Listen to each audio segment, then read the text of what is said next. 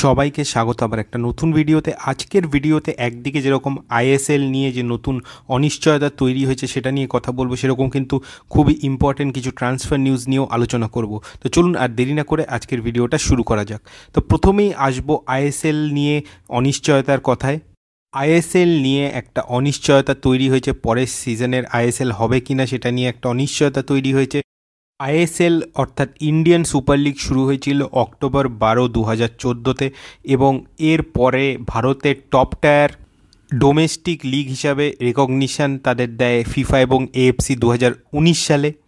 এবং এই ISL organise করে ফুটবল স্পোর্টস ডেভেলপমেন্ট লিমিটেড অর্থাৎ এফএসডিএল, যেটা কিন্তু রিলায়েন্স এবং স্টারের একটা জয়েন্ট ভেঞ্চার, এবং এরা কিন্তু অল ইন্ডিয়া ফুটবল ফেডারেশনের কমার্শিয়াল পার্টনারও। এবং এই জায়গা থেকে 2010 সালে একটা 15 বছরের মাস্টার রাইটস এগ্রিমেন্ট কিন্তু সাইন হয়, অর্থাৎ এমআরএ সাইন হয় 2010 সালে, যেখানে কিন্তু যেটা বলা হয়েছিল যে এফএসডিএল এআইএফএফকে একটা বার্ষিক ফি দেবে, যেটা 50 কোটি টাকা বা 20% যে টোটাল রেভিনিউ জেনারেট হবে সেটার। এই যে এগ্রিমেন্ট এর মেয়াদ কিন্তু শেষ হচ্ছে এই ডিসেম্বর 2025-এ। এবং যেটা সিনিয়র এফএসডিএল অফিসিয়ালরা বিভিন্ন ক্লাব কর্তাদের জানাচ্ছেন বলে খবর, সেটা হচ্ছে যে আইএসএল কিন্তু শুরু হবে না যতক্ষণ না এই মাস্টার রাইট এগ্রিমেন্ট অর্থাৎ এমআরএ নিয়ে ক্ল্যারিটি আসে দুপক্ষের মধ্যে, অর্থাৎ এফএসডিএল এবং এআইএফএফের মধ্যে। অন্যদিকে বিভিন্ন সংবাদ মাধ্যমে যে খবরটা আসছে সেই অনুযায়ী কিন্তু এফএসডিএল ভারতীয় ফুটবলের সাথে তাদের সংযোগ ছিন্ন করতে চাচ্ছে না। তারা কিন্তু চাচ্ছে যে এই আইএসএলের যে জার্নিটা তারা শুরু করেছে সেটা চালিয়ে নিয়ে যেতে, তবে পুরনো যে ডিল সেই ডিলে নয়, নতুনভাবে একটা নিউ হোল্ডিং কোম্পানি যেটা আইএসএল গভর্ন করবে এবং আইএসএলের বিভিন্ন অপারেশন দেখাশোনা করবে, এরকম একটা কোম্পানি কিন্তু তৈরি করতে চাইছে তারা। এখানে শেয়ার হোল্ডার হিসাবে যারা পার্টিসিপেটিং ক্লাব তাদের 60% অর্থাৎ 60% তাদের শেয়ার থাকবে, এফএসডিএল এর 26% শেয়ার থাকবে এবং এআইএফএফের 14% শেয়ার থাকবে। অন্যদিকে সুপ্রিম কোর্টের যে ভার্ডিক্ট এআইএফএফ এর নিউ কনস্টিটিউশন নিয়ে, সেটা কিন্তু এখনও আসেনি। সেই ভার্ডিক্ট না আসা অবধি কিন্তু এমআরএ নিয়ে যে ডিসিশন হবে এটার সম্ভাবনা বেশ কম।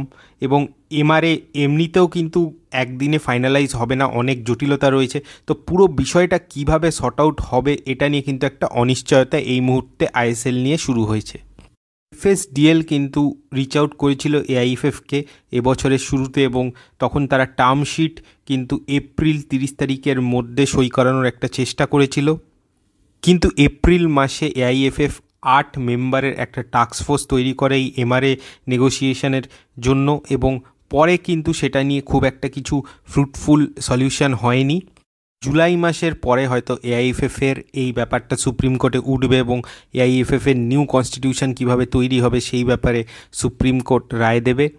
এক্ষেত্রে যেটা মেন সমস্যা, যে ড্রাফট কনস্টিটিউশন এআইএফএফের রয়েছে সেখানে কিন্তু বলা রয়েছে যে ভারতের টপ ডিভিশন লিগ কিন্তু এআইএফএফ ম্যানেজ করবে এবং সিনিয়র মোস্ট লিগ কিন্তু ওন অপারেট সব কিছু করবে এআইএফএফ।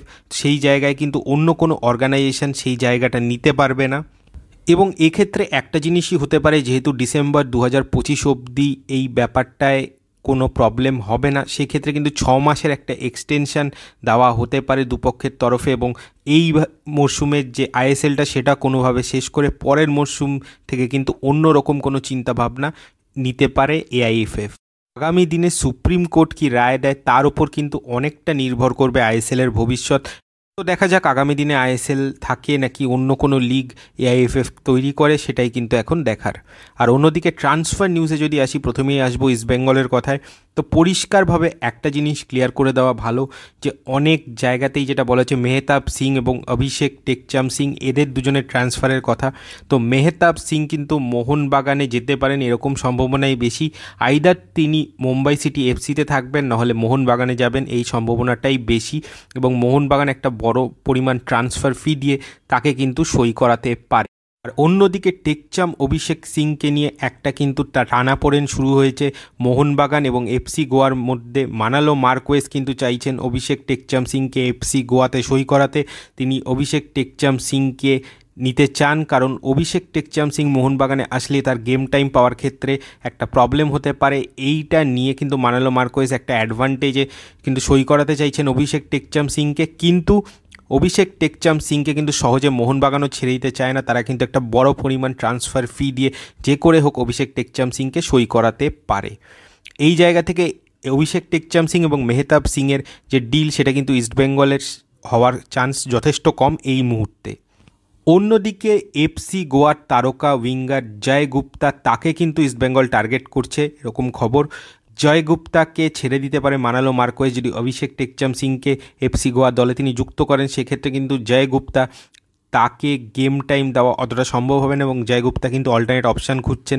সেই জায়গা থেকে ইস্টবেঙ্গল কিন্তু জয় গুপ্তাকে সই করানোর একটা চেষ্টা করছে। আর অন্যদিকে ইস্টবেঙ্গল কিন্তু নিজেদের রাইট উইংয়ে ফ্র্যাঙ্কি বোয়ামকে সই করাতে চাইছে।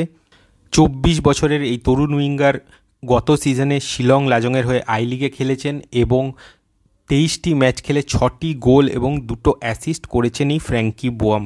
আপাতত এই দুজন প্লেয়ারকে কিন্তু ইস্টবেঙ্গল টার্গেট করছে এরকমই খবর। আর অন্যদিকে ইস্টবেঙ্গলের বিদেশি নিয়ে কিন্তু বেশ কিছু নতুন ট্রান্সফার আপডেট উঠে আসছে। ইস্টবেঙ্গল একজন টিউনিশিয়ান ফুটবলারকে টার্গেট করতে পারে এরকম খবর রয়েছে। ইউসুফ মাসাকনি, 34 বছর বয়সী টিউনিশিয়ার উইঙ্গার, তাকে কিন্তু টার্গেট করতে পারে ইস্টবেঙ্গল এরকম খবর রয়েছে। কাতারের টপ ডিভিশন লিগ কাতার স্টার্স লিগের দল আল আরাবি এসসির হয়ে তিনি কিন্তু বর্তমানে খেলছেন এবং 34 বছর তার বয়স। তিনি মূলত লেফট উইঙ্গার পজিশনে খেলেন। এছাড়াও অ্যাটাকিং মিডফিল্ড এবং তিনি কিন্তু সেকেন্ড স্ট্রাইকার হিসাবেও খেলতে পারেন।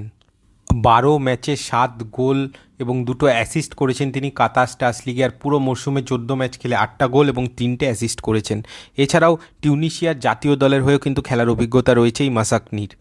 টিউনিশিয়ার জাতীয় দলের হয়ে 104টি ম্যাচে 23টি গোল করারও অভিজ্ঞতা রয়েছে এই প্লেয়ারটির। এছাড়াও স্পেনের 32 বছর বয়সী উইঙ্গার হেসে রড্রিগেজকেও কিন্তু টার্গেট করতে পারে ইস্টবেঙ্গল এরকম খবর রয়েছে। লাস্ট তিনি খেলেছেন মালয়েশিয়ান সুপার লিগের জোহর ডিটির হয়ে। মালয়েশিয়ান সুপার লিগে 7টি ম্যাচ খেলে 2টো গোল এবং 1টি অ্যাসিস্ট করেছেন তিনি। প্যারিস সেনজিমা থেকে রিয়েল মাদ্রিদ থেকে বিভিন্ন ইউরোপের নামি ক্লাবে দাপিয়ে খেলার অভিজ্ঞতা রয়েছে কিন্তু এই হেসে রড্রিগেজের। এছাড়াও আরেক স্প্যানিশ স্ট্রাইকারকেও কিন্তু ইস্টবেঙ্গল টার্গেট করতে পারে। ইনি 32 বছর বয়সী স্প্যানিশ স্ট্রাইকার নোয়া বাফো এবং এই বাফো কিন্তু হইচই ফেলে দিয়েছেন হংকং প্রিমিয়ার লিগে। ইস্টার্ন ক্লাবের হয়ে তিনি 2024-25 মরশুমে 24টি ম্যাচ খেলে 21টি গোল এবং 1টি অ্যাসিস্ট করেছেন। ফর্মের শিখরে রয়েছেন তিনি এবং ইস্টার্ন ক্লাবের হয়ে টানা 2 মরশুম কিন্তু হাইয়েস্ট স্কোরার হয়েছেন তিনি। 2023-24 এবং 24-25 দুটো সিজনেই কিন্তু হাইয়েস্ট স্কোরার হয়েছেন।